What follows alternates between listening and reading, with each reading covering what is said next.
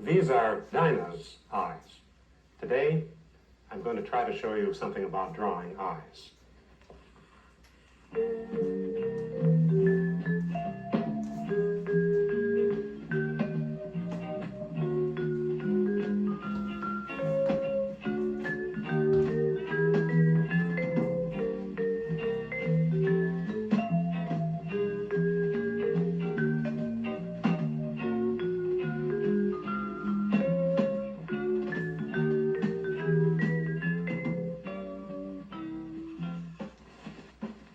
You might think, since this program is about drawing eyes, that I'm going to give you some tricks or some formulae to follow in drawing an eye.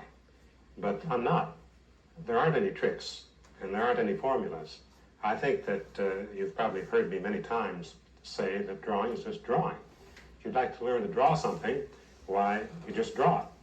So let's get at this. Today, my model is Dinah Kimrovsky, a fellow artist who paints and also works here at our TV studio as one of the studio artists. Let's get started on this drawing. What I started with just a moment ago was more or less of a realistic drawing of Dinah's eye, considering that I've gotten a certain amount of photographic quality here. But I'd like to take you somewhere just before what happens when it comes to drawing eyes. I think, as I told you a moment ago, that you have to draw, but still there are certain things that can make it easier to understand what makes an eye and how to go about finding what it is that you need to know. So let's erase this as much as we can and get started. I do have to talk a little bit about the anatomy of the eye, and it's not going to be anything very deep. But first of all, you have to recognize that the eye is built around a sphere. And that's the eyeball. And that fits, of course, into the socket of the eye. Dinah, can you turn profile to me this way? Okay, so that the eyebrow comes out here over the eye, then the bridge of the nose, and the eyebrow, the top of the forehead, the cheekbone down in here, create what is called the eye socket. And into that the eye fits, so that it's protected both by this bony structure here over the eye and by this bony structure under the eye. It fits back into it and has that protection of the armor of the bones. The optic nerve goes back at an angle up into the brain. Now that's an important consideration, because you'll find, Dinah, would you look just out normally? That's right. You'll find that the pupil of the eye is always at an angle which looks downward. You ever thought about that? You know, if we had eyes that looked straight out, and if we didn't have that strong structure of the eyebrow and the heavy lids and lashes over the top of the pupil of the eye, that you'd be blinded most of the time. You see, you'd be looking out into the sky. The eye normally looks downward, and this is its normal attitude, because we look down into the ground where, of course, everything that we want to see happens, and also because the light there is diffused amongst the grass and the things that we see, and it makes it possible for us to see somewhat more clearly. Whereas, as I said before, if we looked out straight in front of us, then we would be looking into the sky and we would be blinded. So this ball that we call the eyeball fits in here, and it's able to rotate, of course, up and down and sideways by means of very ingenious muscles. Do you know that the eye has a muscle that works by the pulley system? There's a little eyelet here underneath the eyebrow and the structure of the bone of the eye socket, and then the muscle comes through that back around here to the eyeball and works like a pulley. So we have all kinds of mechanical arrangements in the human body, but this one is a very, very interesting thing, because it's the mechanical idea of a pulley. This muscle going through an eyelet and reversing the action when the muscle pulls. Okay, the other thing that we should know then is that on the surface of this eyeball, there's another sphere, you might say, which is the cornea. And that's the lens covering. In other words, this is a protective covering over the opening of the eye, the pupil of the eye, and the iris of the eye. So it creates a bump. Now this bump here, this other sphere on the larger sphere, is important because the eyelids have to fit over that. Let's look at Dinah again. I want to point out to you the way the eyelids work. As you can see, the upper eyelid is much heavier and covers the pupil of the eye. by about 1/3 of its radius. Come back here and look at my drawing again. You see, as I draw the upper eyelid, and this is very important, I want you to note it, why the pupil of the eye, and that's the iris, which is perfectly round, 1/3 of it, approximately, is covered by the upper eyelid. But when you look at the lower eyelid of the eye, the lower eyelid usually just touches the radius of that pupil. I keep saying pupil. Actually, the pupil is the small black circle in the center of the iris. And that lies directly under the eyelid. Again, this is due to the function of the upper eyelid and the eyebrow to shade the eye so that the light entering this pupil is not blinding. Most people draw eyes like this. Let's move up a little bit on the sheet of paper here. The naive kind of an idea of an eye is something that looks like this, and in primitive art you find this very often. Just an almond shape with a circle drawn in the middle, and you'll see this in Egyptian art and Indian art. This kind of, you might say, schematic drawing of an eye. That's totally wrong in terms of what the eye actually is. If you want to be more naturalistic, then you have to get back to this other idea that I've just shown you down here lower on the paper, which shows you that the upper eyelid acts as a visor, sort of like a baseball cap. The visor helps to protect the opening of the eye, which of course opens or closes with more or less light. The more light, the smaller the pupil is. The less light, then the larger the pupil becomes through the dilating muscles of the iris. Now, the form of the upper eyelid is created by the shape of the upper eyebrow. If you look over here, then you can see that the upper eyebrow does this, and if I use a different colored pencil, maybe I can make this a little clearer. Let's use a bright red. These are pastels, by the way, that I'm working with, and pastel pencils. A pastel is simply pigment. You all know what pigment is. It's a dry powder, which is the basis for all colors, whether they're oil paints or tempera. All of them use the same pigments mixed into different media, like oil is the media for oil paint. This is a mixture of a little bit of gum of some kind, gum tragacanth, and a little water, as little as possible, made into a little rod that's called a pastel. These are essentially the same thing here. This is a pastel pencil. It's just a little more convenient. The pastel is made a little harder so that the lead won't break, but they're both the same thing. Now, I guess that red's not going to work too well. I'm going to have to use something a little lighter. This ought to work in combination. Okay, let's see if we can put an eyelid on this structural form that we've drawn here. The eyelid has to fit, as I said, about 1/3 over the cornea of the eye. And you have to remember, now can we have a side view, Dinah, for just a moment? That's good. We have to remember that the eyelid has to have thickness. And here's, again, a point at which beginners forget. Now, as you can see here, and again, let's resort to a different colored pencil, right in here, there's the thickness of the eyelid. It has to go over. Then this goes to there, and as I said, the eyelid is formed by the interruption of this shape coming down from the eyebrow, which goes inward like this, and the eyelid has to come out. So let's get a little white chalk here, emphasize the eyelid, and get a darker chalk and emphasize the idea of the shadow. It's something even darker than that I think would work better.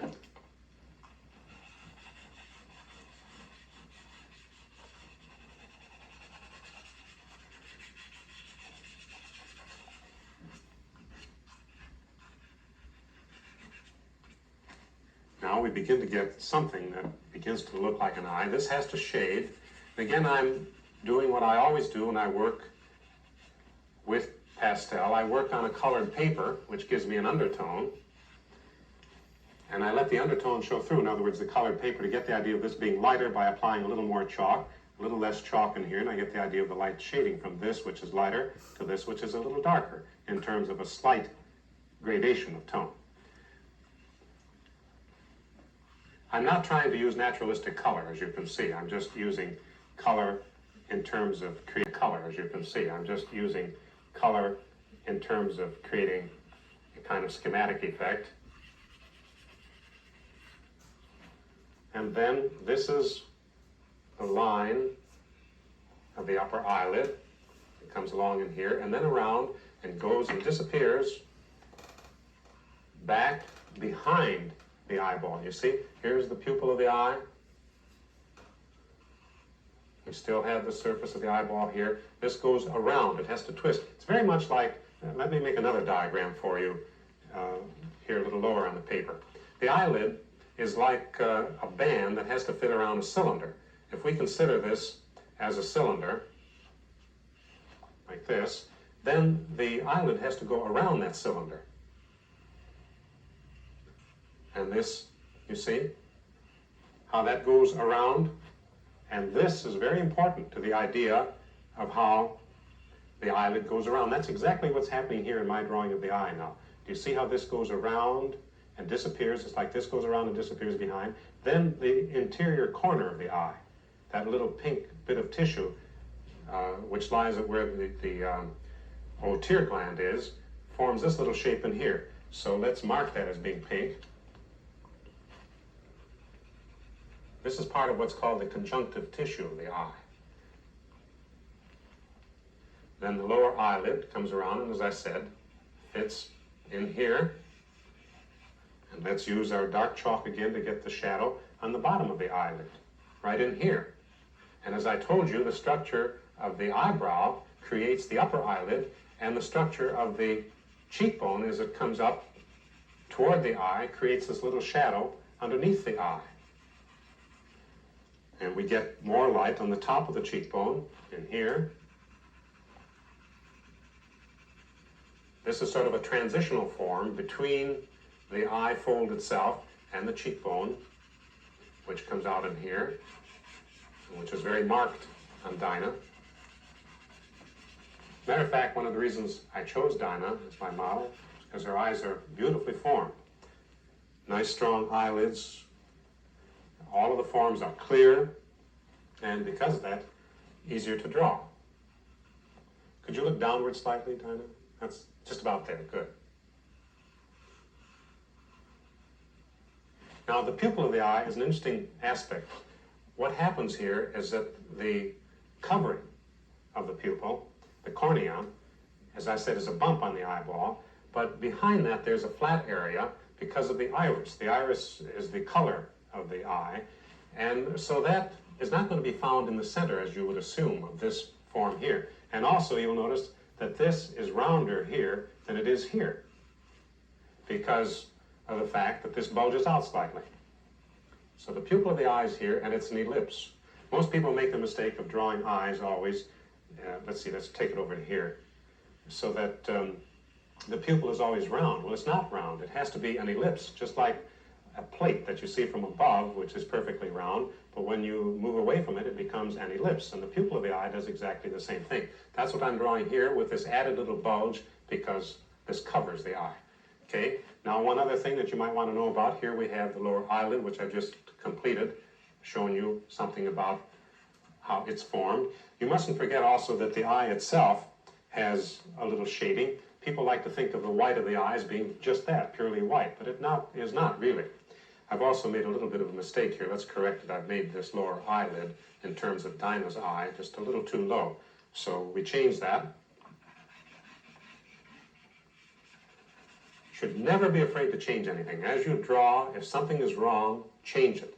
Don't feel that you're going to be able to repair it, that you'll do a little bit here and there to make it better. Change it. The moment it's wrong, do something about it. Okay, now the eyelashes grow out of this ridge of the eye. And they come out like this. The ones on the upper eyelid curve upward like this. And again, these form a kind of visor, and also they're protection for the eye. They have a tendency to feel objects that are approaching the eye and cause the eye to close. And the lower lashes are here. So now that begins to give you some idea of what the eye does. The other thing that we have to do here is do a little shading, as I mentioned a moment ago, to the eyeball itself. So I'm going to do that again, schematically, using not the natural color, but just a little dark. And you'll notice that the upper eyelid casts a shadow on all of this part, just as you would normally expect. It so happens in Dinah's eye, too, that the upper eyelid casts a rather heavy shadow on the eyeball and on the pupil of the eye. So let's do that. And you must remember also that this is round. So with the light coming from a particular direction, you're going to get dark and lightness working on that, and this certainly happens in the eye. And then also because the eye is always moist, it's always wet, it's tearing at all times, so that the eye can move, you have the sparkle of the eye, which is usually a little highlight, which we can find about here on the eye, and usually a little highlight is found on the lids too. And that begins to give us the idea of an eye. Now let's go back, we'll try making a little more complete drawing of Dinah's eyes and see how far we can go with the remainder of the time that we have. Now I'm going to use pastels. Maybe I can introduce a little color, but basically I'm really thinking about drawing. Color I think is going to have to be secondary. And let's get started here. Dinah, maybe look a little, that's about right. That's the kind of a view that I like a three-quarter view. It just seems to be kind of a classical view of the eye. And I'm going to draw it a little oversized so that you can see some of the things that I'm talking about. Okay? Now let's get started here. First of all, it seems to me that as I look at Dinah's eye, the upper eyelid seems to create almost a perfect sphere. And that's the line where the eyelid separates from the structure of the eyebrow. And then it goes down in here into the corner of her eye, like this.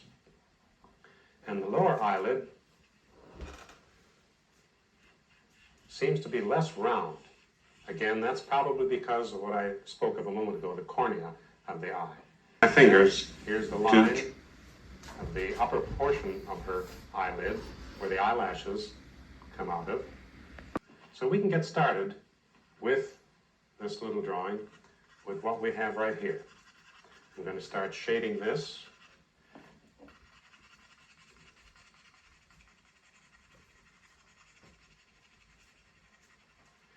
I could have drawn with white paper and black crayon of some kind, but the color I think adds a little bit of a dimension that's important.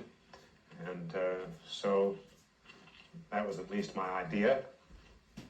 Now let's place the iris of the eye, since she's looking off in this direction. And remember what I said about this having to be an ellipse, not a circle, but an ellipse. And you can see that plainly as you look at her eye. Then the pupil of the eye, the opening of the eye, which is right here, we can set that in, do something about the color of the iris, and the fact that these muscles seem to radiate around from the pupil. We can drop in the pupil itself,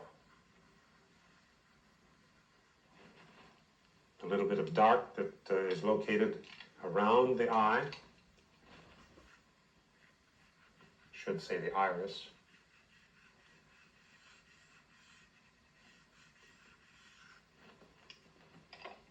Then let's be a little more definitive here of what happens. Now the upper eyelid starts here, and it comes around, and as I said, fits around over the eyeball. So I'm drawing this with a little black line here so that you can see where the eyeball disappears in here, like this. And this, of course, is the iris. And this becomes the thickness of the eyelid.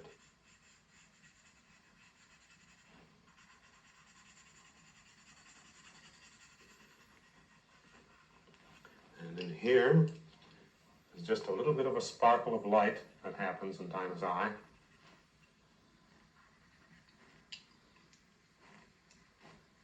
And there's a little bit of light. There's just a little bit of a sparkle of light that happens in Dinah's eye.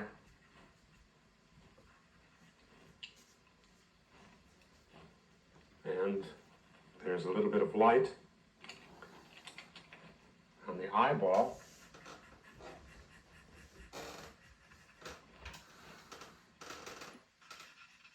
I'm going to use light in here because this is where the light seems to be strongest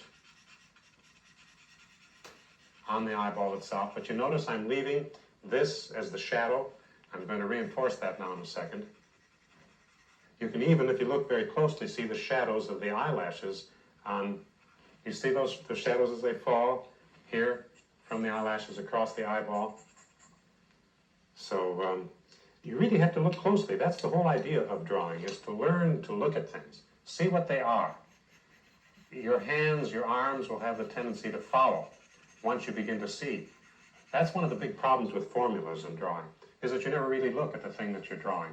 You have a tendency to rely upon the formula, and you don't get any clear idea of what it is that lies there for you to see, for you to be surprised by, like the shadows that are cast on the eyeball. Look at this nice line of the shadow of the eyelash here, of the eyebrow. See how that falls across the eye? That means I'm going to have to darken the iris at this point. Naively, I might have thought of that as just being all the same color. Well, it's not. Let's get that shadow working. The shadow is soft. Do you have any idea why the edge of the shadow is soft? Makes it a little hard to see? Well, that's because of the eyelashes diffusing the shadow as it falls onto the eyeball.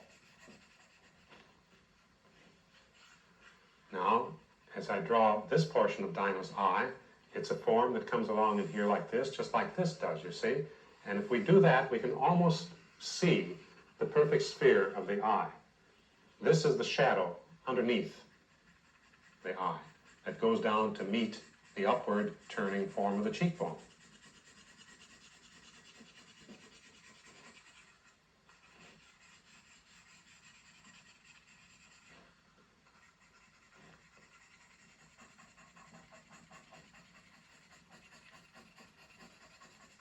See how the eyelashes even shade the lower eyelid as it comes around down in here. Then the form of the eyelashes comes out into these little forms that separate the eye from the eyebrow.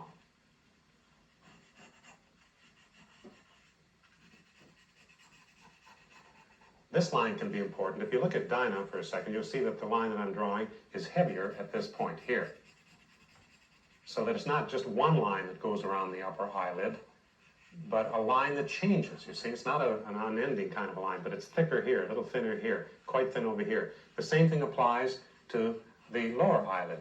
You'll find that that seems to break up into something like this. And I haven't even begun to draw the eyelashes yet. There's so much that we have to look for, so much to see, and it's there. And that's what's going to give authenticity to your drawing of eyes or of anything else, is the business of finding whatever it is that you have found to be important, rather than expecting someone else to tell you what is important. You discover it. What I can do for you as a teacher is to give you that sense of discovery, that sense of looking, sense of investigation. That's much more important than giving you a little trick so that you can go home and amaze yourself with drawing an eye, any particular eye. Eyes are all individual. That's what you really want to be interested in, is what is this particular eye? What's different about it? How can I create the quality that exists there? And not relying upon, as I keep saying, a formula, which then makes it impossible for you to see anything at all. Eyelashes now, is part of the eye.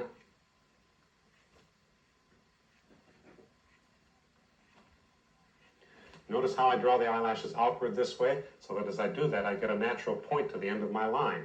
I start here and lift up as I draw the little curve of the eyelash, and I naturally get a kind of sharp line. If I did it otherwise, I don't think I would get that quality at all.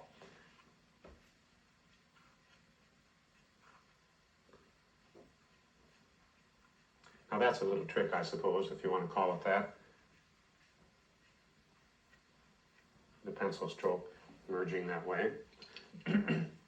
Now let's go beyond this and see what we can do about drawing the surrounding features of the eye. You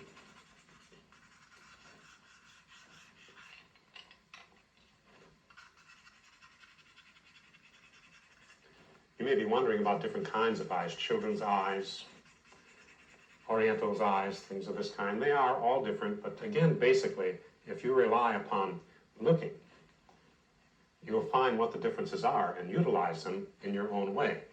Children's eyes are difficult because the forms are soft. They're not fully and concisely formed as they are in older people, so they are somewhat more difficult to draw, I would say.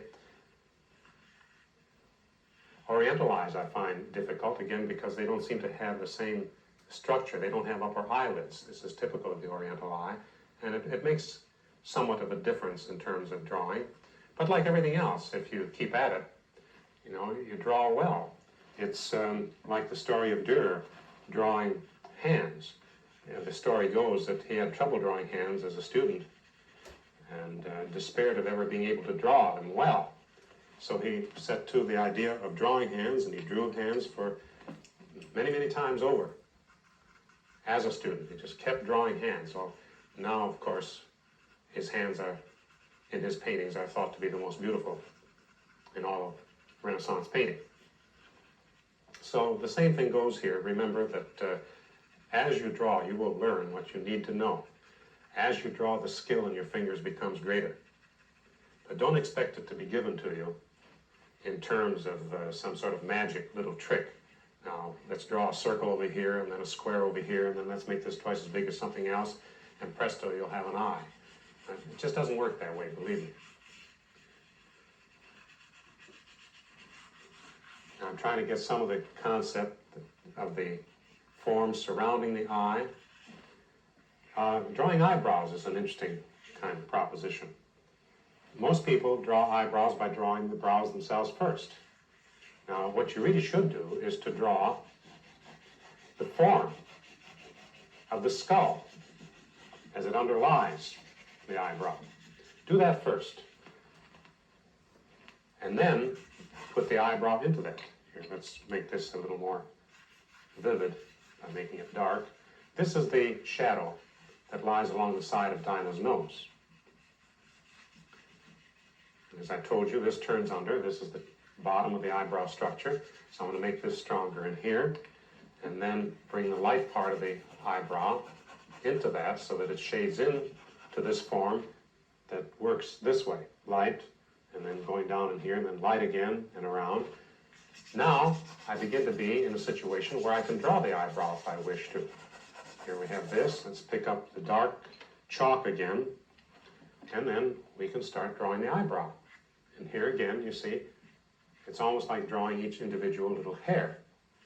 And the eyebrow begins to fit into place, and it looks natural. It begins to look like something which actually fits there because it grows out of this form of the skull just as it does in nature.